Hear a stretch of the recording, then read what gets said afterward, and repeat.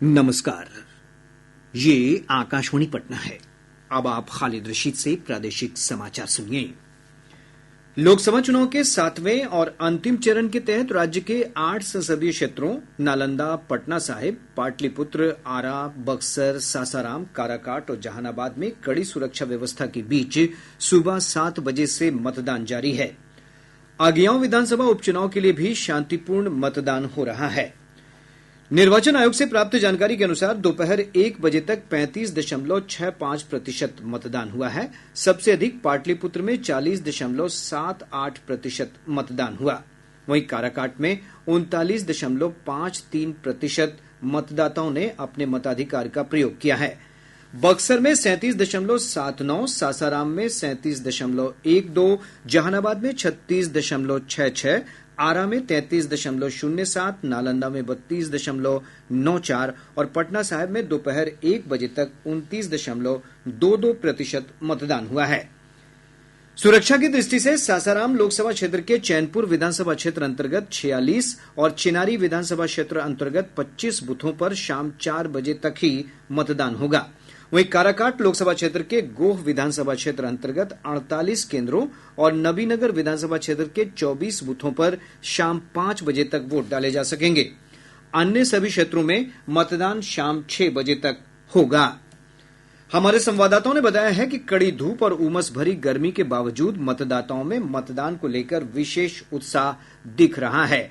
विभिन्न संसदीय क्षेत्रों में सभी आयु वर्ग के मतदाता और पहली बार मतदान करने वाले युवा उत्साह के साथ इस समय भी कतारों में लगे हुए हैं। युवा मतदाता मतदान केंद्रों पर बनाए सेल्फी पॉइंट्स पर अपनी तस्वीरें लेकर सोशल मीडिया पर भी अपलोड कर रहे हैं।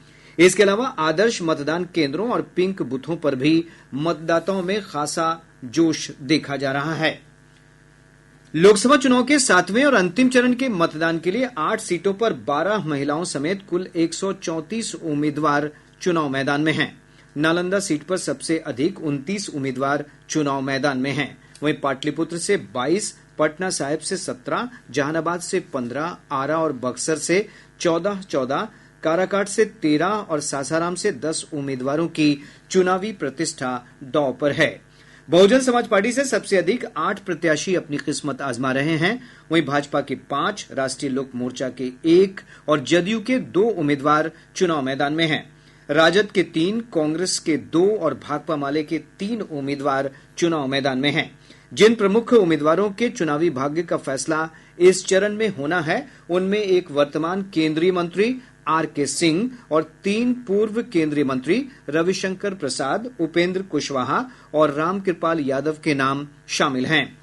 इसके अलावा अन्य दिग्गजों में राजद की मीसा भारती, सुधाकर सिंह, सुरेंद्र यादव और भाकपा माले के सुदामा प्रसाद की किस्मत का भी फैसला इसी चरण में मतदाता कर रहे हैं। सभी चरणों की मतगणना 4 जून को होगी, लेकिन इससे पहले 7वें चरण के मतदान की समाप्ति के बाद आज शाम विभिन्न समाचार एजेंसियों, चैनलों और सोशल मीडिया प्लेटफॉर्म के जरिए एग्जिट पोल के आंकड़े पेश किए जाएंगे। गौरतलब है कि हाल के दिनों में एग्जिट पोल के आंकड़ों की विश्वसनीयता में थोड़ी वृद्धि हुई है। आगियाओं विधानसभा उपचुनाव के तहत भी आज वोटिंग हो रही है। चुनाव आयोग से प्राप्त जानकारी के अनुसार दोपहर 1 बजे तक इस क्षेत्र में 33.10% मतदान हुआ है।